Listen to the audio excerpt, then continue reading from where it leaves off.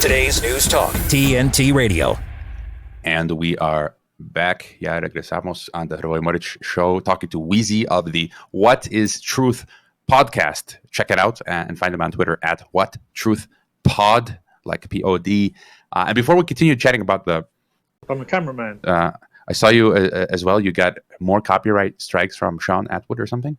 Yeah, that's the main reason why I got deplatformed from YouTube. We caught him in some misdeeds. If you know Sean Attwood, you probably know him because of his Epstein coverage, and he comes off as a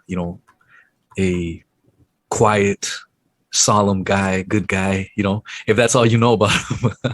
Unfortunately, I got to see the other side of him, and he got caught out abusing GoFundMe scams and whatnot, and due to myself, and I made friends with a Scottish fellow named Chancer. You can Chancer on YouTube.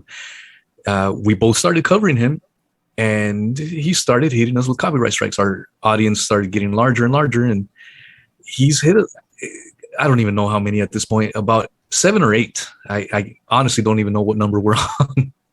But Chancer, my Scottish friend, and I had a Daddygate podcast channel that where we record conversations together.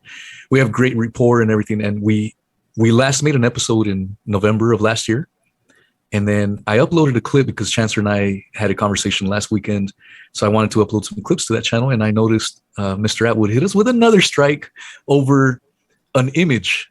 So just to get an idea of what kind of copyright strikes I'm getting, when he gets called out on these copyright strikes on us, he tells everyone that we steal his content and upload it.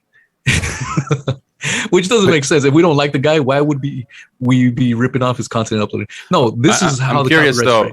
I got a question. So you used an image, and so you can be copyright get a strike, because usually I thought it was for video, or music, but even for an image.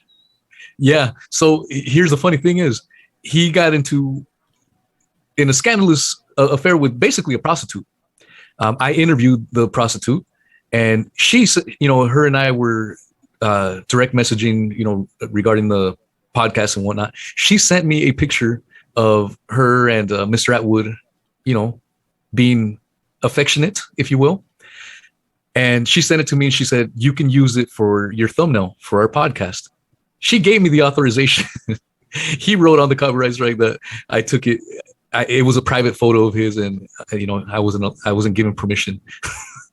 It's so ridiculous. But that's the second time he's done it. I interviewed his cameraman. That's on my channel as well. It's the Attwood cameraman. And the cameraman did the same thing. He goes, "Here, use this image for our podcast." I use the image, and then they hit me with a copyright strike. Brother, who are you? It's the same MO, man. It's like, it's a way they'll agree to podcast with me, and then they'll give me the images and then hit me with copyright strikes right after. Yeah, that's crazy. I've had people pathetic, man. I've had people re-upload Geopolitics and Empire stuff, and I really don't care, because it's like, or people will ask, "Can I use your video? Can I re-upload it?" It's like, it's already in the public domain. I don't really. What can I do about it? It's just take it, whatever. It's already out there. So, and I've even had journalists from mainstream papers. It happened like once or twice.